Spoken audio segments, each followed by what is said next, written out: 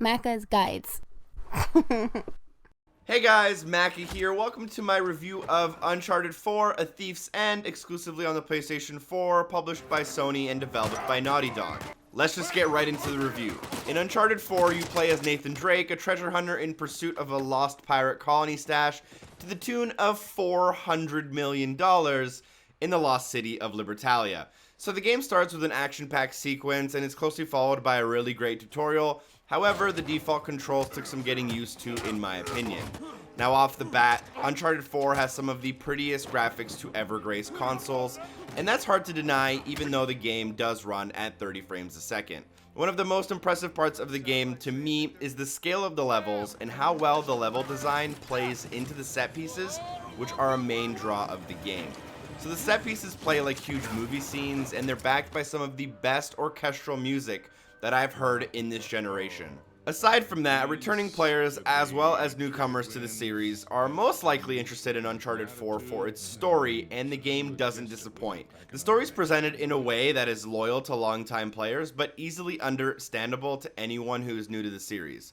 There's an incredible amount of nods to previous games, but newcomers won't lose out too much information or get too confused.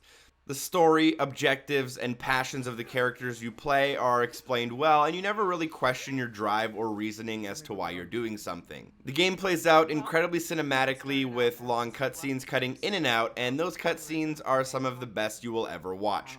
Not for the action sequences or the gigantic explosions, but for the way the characters interact, the believability and the realism of their conversations, the relationships between the characters, and the building and development of complex characters within the cutscenes. They also did a great job of accurately depicting the emotions of the characters through their facial expressions, which is a great detail.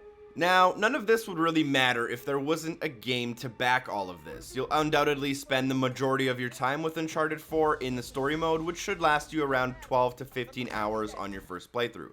The game has you climbing ledges, shooting baddies, trying to sneak through areas, totally avoiding combat, and the animations of the characters are some of the best available, although the stealth mechanics and cover magnetism leaves a lot to be desired in my opinion. The story plays well, bringing players to exotic locales with attention to detail in the world and level design that brings the game to life, giving players the feeling of actually traveling the world, which is great. You really feel the differences between all the areas you're visiting.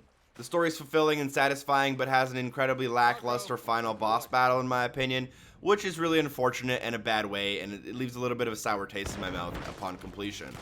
After your first playthrough, there are a few reasons to replay the game, although none of them really stand out as necessary. There is an encounter selection option for replaying some of the better sections of the game, as well as a welcome and surprisingly deep photo mode for players to go crazy with. You'll also unlock a whole bunch of modifiers like Rainbow Funland Render Mode, and the ability to have infinite RPG ammo throughout the whole game if that's something you're into. Players will find themselves in search of collectibles like treasure and optional conversations, although none of them particularly feel useful.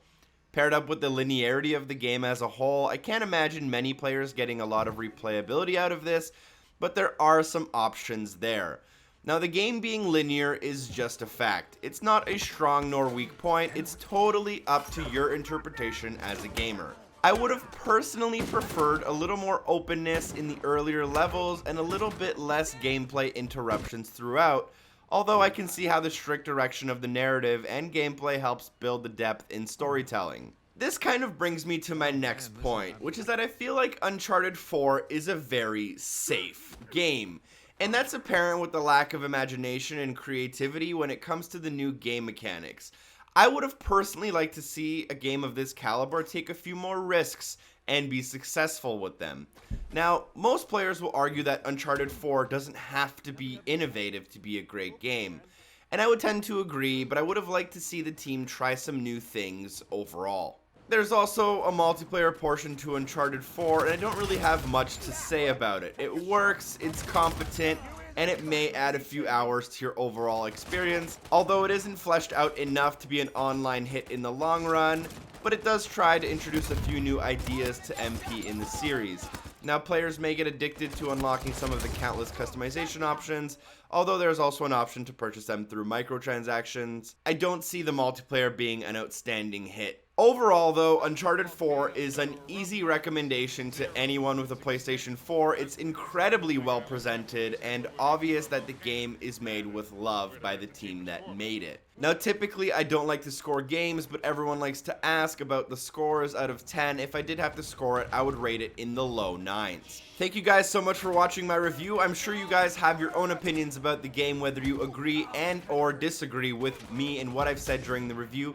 Feel free to post those in a constructive manner in the comments down below, and I'd love to have some conversations with you in the comments about what we may agree or disagree on. Feel free to drop a like if you thought this review was informative, and hopefully I see you guys in the next video. Special shout out to Hair and Giggles as well as DocCupcake84 on Patreon for supporting the show.